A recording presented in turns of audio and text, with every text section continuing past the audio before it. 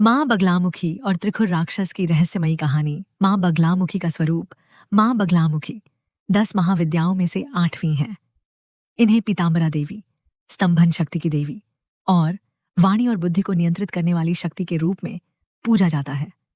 उनका नाम बगला संस्कृत शब्द वल्गा से बना है, जिसका अर्थ होता है नियंत्रण करना।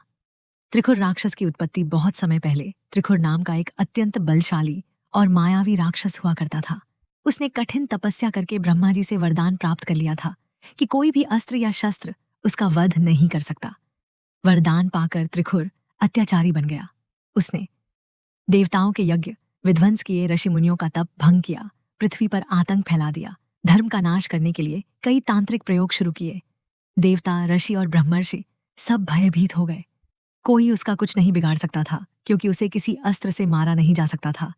देवताओं की विनती सभी देवता भगवान विष्णु और शिव के पास गए और त्रिखुर के अत्याचारों की शिकायत की। भगवान विष्णु ने कहा, अब केवल शक्ति ही इस संकट का अंत कर सकती है। तब सभी ने माँ आदिशक्ति की उपासना की। माँ बगलामुखी का प्रकट होना, माँ शक्ति ने हरिद्रा सरोवर से बगलामुखी रूप में अवतार लिया। उनका स्वरूप दिव्य था। पीले वस्त्र, पीले आभूषण, उनके चारों ओर पीली ज्योति फैल रही थी। उनका तेज देखकर त्रिखुर भी चकित रह गया। त्रिखुर से युद्ध मां बगलामुखी ने त्रिखुर को युद्ध के लिए ललकारा। जैसे ही त्रिखुर ने हमला करना चाहा, मां ने उसकी जिह्वा पकड़ ली और उसे स्तंभित कर दिया। वह बोल नहीं सका, हिल नहीं सका, सोच नहीं सका। फिर मां ने अपने शक्तिशाली मंत्रों द्वारा उसके अहंकार और शक्ति को नष्ट किया। त्रिखुर का अंत मां ने त्रिखुर का वध अस्त्र से नहीं किया, बल्कि उसकी चेतना और शक्ति को नियंत्रित करके उसे नष्ट किया।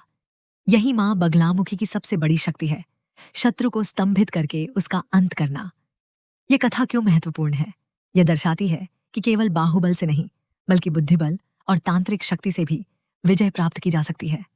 मां बगलामुखी का यह रूप बताता है कि जब कोई दुष्ट केवल अस्त्र से नहीं मारा जा सकता, तो मानसिक शक्ति से उसका अंत किया जा सकता है। मां बगलामुखी की कृपा, मां बगलामुखी की उपासना न्याय में विजय के लिए, शत्रुओं के वाक प्रहार को स्तंभित करने के लिए, मानसिक शांति और स्थिरता के लिए, तांत्रिक साधना और शक्ति जागरण के लिए की जाती है। निष्कर्ष, मां बगलामुखी और त्रिखुर की यह कथा हमें सिखाती है कि शक्ति का सही उपयोग बुद्धि और संयम से किया जाए तो किसी भी असंभव को संभव बनाया जा सकता है।